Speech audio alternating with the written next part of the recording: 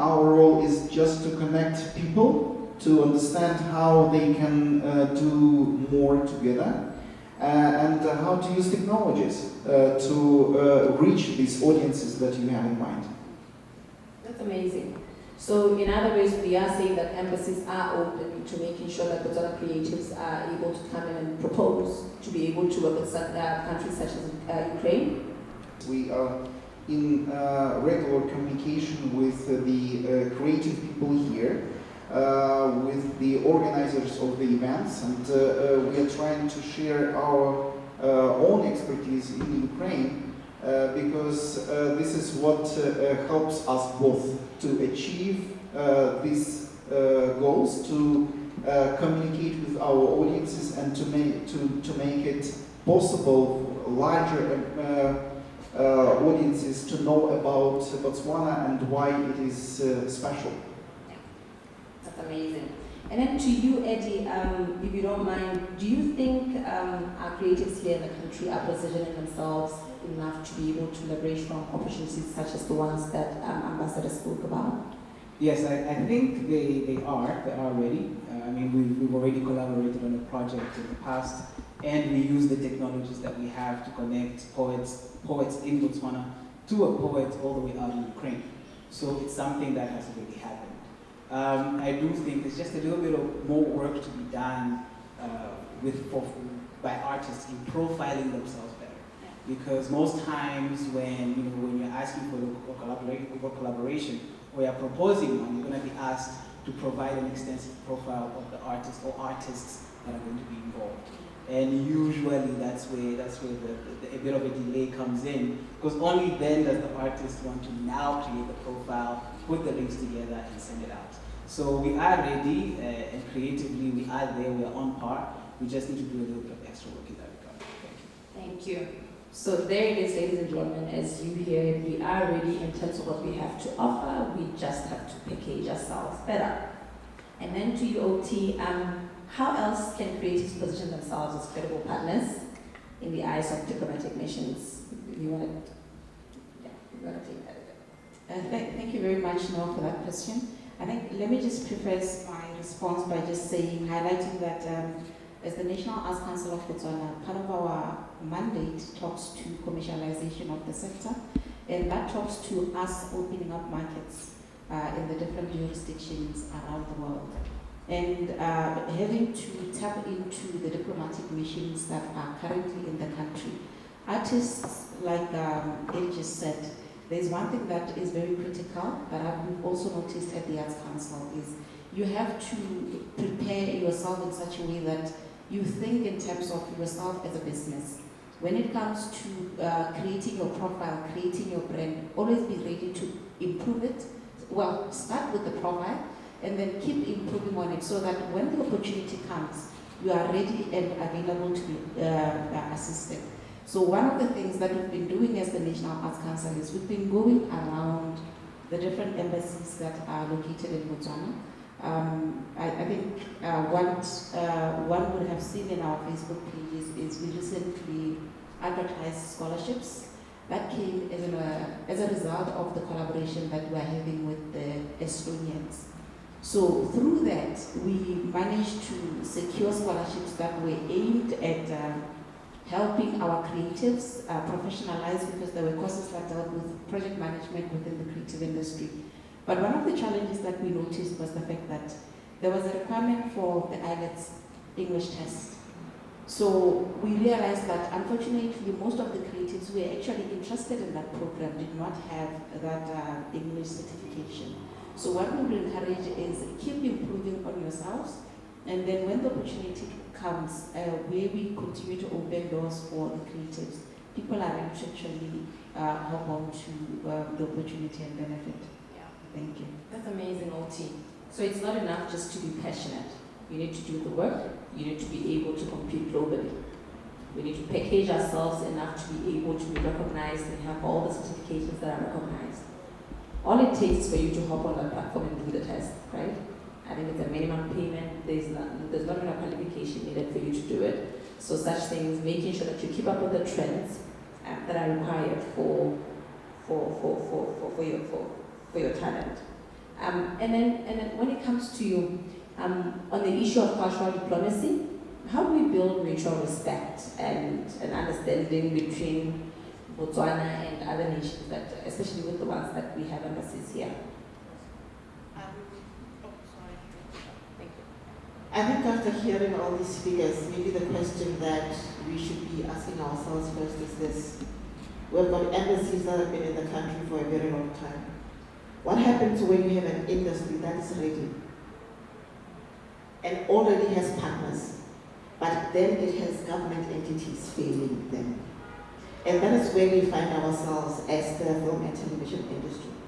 For the past 3 years, when Now Channel decided that it was now also a film office, what we have done as the film and television industry is that through international collaborations, platforms, and embassies, we have been able to say to the government, this is what we have for our industry.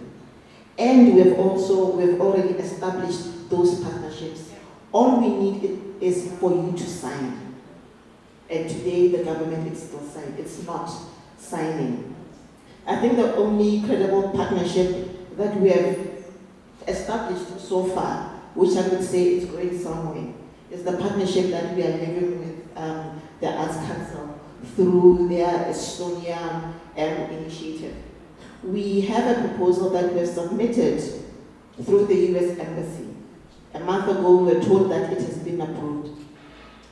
Our host ministry, which is the Ministry of Sport and Culture, was sent an email 2 weeks ago. They were given a reminder last week Friday that they should respond on Monday. Today is Friday. Yesterday, all I got from the US Embassy is that maybe your ministry or your government do not understand the urgency of what we are bringing to the table. Earlier on, the minister spoke about us bringing initiatives, and as the film and television industry, we are doing that. When he spoke about the cinematography bill, what we had realized coming on board since he came in as minister was that the office that is supposed to facilitate us, honestly, someone spoke about a person being a teacher. We love teachers, but they do not know anything about our industry. And this is how the proposal came about. For them to give us a Fulbright specialist, people who the US, through the US Embassy, they are able to help industries or countries establish their film commissions and also draft policies that go hand in hand with that film commission. We are ready as an industry. We need office and officers so that when we bring these initiatives through these embassies and other international film platforms that are reputable, they are able to play. Now we are meeting a government. And it's very unfortunate we say a government, apart from the obvious facts that it is a new government that's been elected. But these officers do represent a new government. As the film and television industry, we are ready. Durban Film Mart has wanted to sign a memorandum of understanding with the film and television, with Botswana. It has not been signed. It is 3 years later.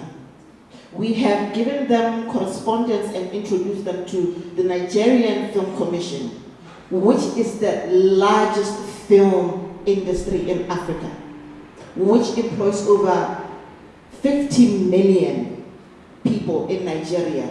Nothing is happening. The Ugandan Film Commission is also waiting for them to speak. Nothing is happening. So what is it that we should do? Because as much as embassies are saying, and rightfully because they're here for diplomacy, for them to understand what we are as creators and as a country. And if embassies are giving out a hand to say, we are ready, and you have got industries that are saying, we have been ready yesterday, we have been ready 10 years ago, let us play. And a government that is not playing, how do we move forward? Wow. Such challenges that we experience as creatives. But maybe let me just pass it on to you, Ambassador NOT. I think you can come in after the Ambassador. And let's talk about how we can navigate formal protocols, that promoters and creators normally have, as she explained. As an embassy, you acclimatize to Botswana, you've been here and you know how things work, you know how the government works. And then you have an opportunity and a budget, as she says, to say we are ready to help creatives in Botswana. But then you know that then there's this government and you want a response from the government in 2 days or whatever. How do we navigate those protocols for them to be able to benefit and not to miss out on opportunities simply because of the bureaucracy of government? Thank you very much. I would like to start with probably understanding what is the essence of creativity.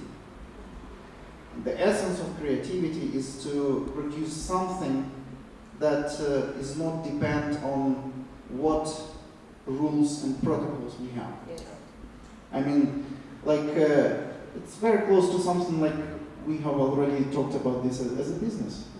But even more, because to create something that would inspire others, it goes far beyond any rules and regulations or laws. It means that, in my understanding, it's very much up to creative people, it's up to artists to just go ahead and start doing something. What is important in this move is to understand what the opportunities are and what are the roles of these artists promoting the country, promoting the brand of the country. And this is where the government and the embassies can join and help. I can give you the example of, for example, Korea. They actually sell the opportunity for the big movie companies to come to their territory and to shoot the movies with the special conditions for these companies and production studios. They say you will not be paying taxes here, but because you come here with all this equipment, you will need our help, you will need the place to stay, you will need everything, and you will promote our country as the destination. Okay? So this is one of the examples how the government or the country may help the businesses and creative people to cooperate. The other example that I wanted to bring to your attention is that these people creative people should work together. If we have a team, if we have a collective energy of promoting the artistic talent, we have much better results. And I can give you the example of Burning Man event or Eurovision Song Contest. It's about where the talents unite and then just bring these reflections, these realizations to their audiences. And the government and the embassies really have to engage and to promote this because, the source of energy, the source of initiative comes from the people of art. And this is where we can achieve the best results. And in this sense, both us diplomats and people of art are the ambassadors, because this is how we all promote our identity. Because culture is about who we are, and the scope of the implementation of our identity is very wide. It's not only about to be a good musician or to be a good filmmaker or anything. We really need to understand that there are the whole market of people who are interested in what we can provide. And modern technologies now give the new opportunities how we can communicate with the world. So for every artist to do what he does or she does is to promote the identity of his own and also the identity of his or her country. And this is where we go like side by side as embassies, governments and artists. But once again, the initiative should come from you, because this is you who will be on the stage promoting your talent and promoting your country. Thank you. Thank you so much, Ambassador. Do you want to just maybe add on that OT? How do we navigate the protocols that we know exist in government for creatives? And I mean, I love what Ambassador said, to say that find another way. Always find a way to make sure that you get there. But how do we really navigate these protocols? Because we know they exist. I'm going to speak with a great deal of trepidation because the National Arts Council is a new entity, still in its infancy stages, and wholly dependent on the government for subvention and operations. But it's one of those things that I have a great deal of concern in terms of how to navigate the red tape that is there to be able to facilitate the industry. So, core to the mandate of the council is to make sure that we open pathways. And like Carol has said and the ambassador has said, the film industry, one thing that I've noticed is one of those industries that is more advanced in terms of its readiness and its ability to actually identify opportunities outside the country. So with that, I'm going to say the National Arts Council of Botswana is one of the ways to navigate the red tape. We have the power and authority to actually sign agreements with governments, with companies, with international organizations, and we are available to actually assist. Not that we'll be taking the work from our current ministry, but we are here to assist. Thank you. Amazing. Did you guys get that? Let's go to the National Arts Council because they're available to assist you guys if you get stuck. That's amazing. Thank you so much, Muti. You wanted to add something, Eddy? Yeah, there's a lot of diplomacy happening here. So I just wanted to just cut to the chase. A tape is literally a tape. You can go under it, you can go over it. And then at some point when you get to the end, you'll be told, this is awesome, I'm glad you guys have spoken. Let's go back to that tape, and then we keep it moving. I've been in situations where I've been told, all you need to do is get here. Right? In 2022, I struck a friendship with a gentleman in Durban who runs the music industry. He said, Eddy, just come to Durban. And I went to Durban. And I went again. And this year, they said, Eddy, you're now part of the family. And whenever we speak in Bizo, we speak you. And please do see how you can really get us into Botswana. And this year again, we had the opportunity of actually going with one young Botswana lady called Banizas, who's a hip-hop journalist. And she actually had the chance to take part and to participate and to be part of conversations and to even facilitate some of the conversations. And all of this over the tape and under the tape. At some point, we're going to have conversations with the powers that be. But their role will be just to tick the box, to say, well, you guys have done the work, we endorse it, keep it going. You see? So for me, I look at it from the end. What are you trying to achieve, and who do you want to achieve it with? Connect with them directly. When you achieve, document it, so that when and now you need to involve the powers that be, you can show them reference to say, this is what we've already done. We just need you to help us to amplify this to a level where both countries can recognize it. That's it. Thank you. Yeah. Another thing is travel. Travel. It's very, very important to go out and appreciate what other people are doing and the challenges that they're facing. You'll find that even in the biggest industry in Africa, the challenges are the same. But also the opportunities are the same and the gaps are the same as well. And even in the biggest industry in Southern Africa, there's a gap for you to fill. And sometimes you'll find that where you are here, they're not at that level yet.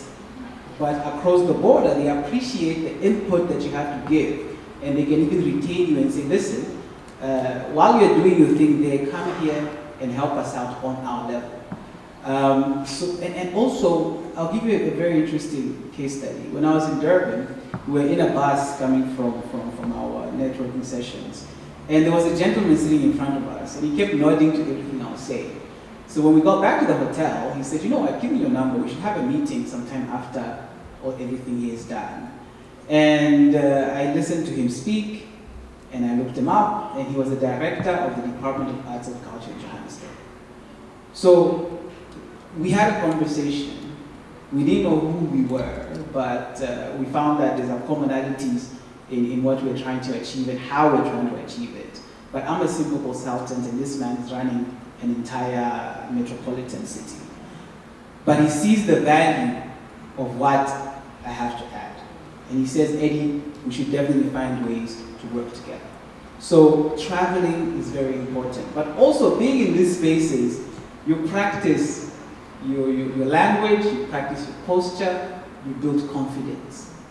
And you know what to say, what not to say, when to say it, and who to say it to.